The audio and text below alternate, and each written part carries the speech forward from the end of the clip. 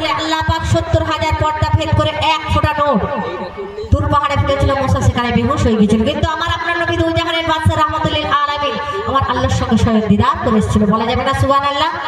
আল্লাহ পাক রব্বুল আলামিন আমার নবীকে কতটা মর্তবা দিয়েছেন কবি লিখছে দেখো। কি মর্তবা পেল আমার নবী দয়াময়, ভালোবেসে ওই আরশে আল্লাহ ডেকে নেয়।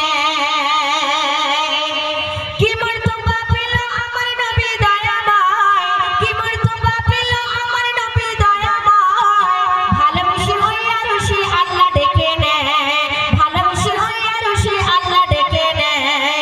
কি মর্তবা পেল আমার নবী দয়াময়, কি মর্তবা পেল আমার নবী দয়াময়, ভালোবেসে ওই আরশে আল্লাহ ডেকে নেয়, ভালোবেসে ওই আরশে আল্লাহ ডেকে নেয়।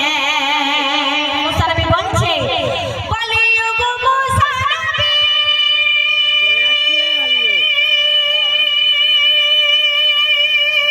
দেখবে খোদা অন্তর জামি, বলে ওগো মুসা নবী, দেখবে খোদা অন্তর জামি, দেখলে সে নূর সুরমাজে তোর মুসা বেহুশ হয়, দেখলে সে নূর সুরমাজে তোর মুসা বেহুশ হয়, সে নূর দেখে আমার নবী আরশ মহল্লায়, সে নূর দেখে আমার নবী আরশ মহল্লায়।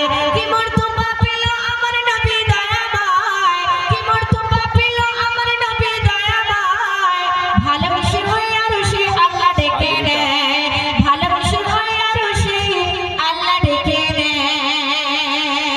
আল্লাহ রাসূলের পাক বেটি দুই জাহানের বাদশা রাহমাতুল আলামিনের কন্যা মা ফাতেমা ৩-৪ দিন পাথর বেঁধে থাকতেন। আব্বা জানের কাছে স্বামীর কাছে অনুমতি চাইছে, আমার স্বামী তুমি আমাকে অনুমতি দাও, আমি মা ফাতেমা ক্ষুধার জ্বালা সহ্য করতে পারছি না, আমার দুই সন্তান ক্ষুধার জ্বালায় কাতরাচ্ছে, আমি কিছু পরিমাণে আমার আব্বা জানের কাছ থেকে আটা নিয়ে আসি। তো আল্লাহ রাসূল বড়ই গরীব ছিলেন, সেই কালাম আপনাদের সামনে পরিবেশন করছি, একদম নিত্য নতুন কালাম, মনোযোগ সহকারে শুনে কবি লিখছি দেখো।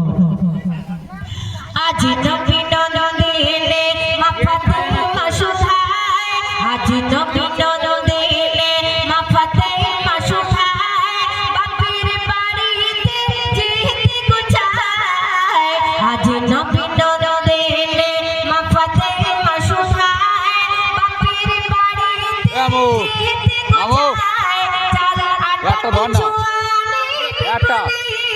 এই ভেবে ফাতেমা আলীকে সুধায়, আজ নবী নন্দিনে মা ফাতেমা সুধায়।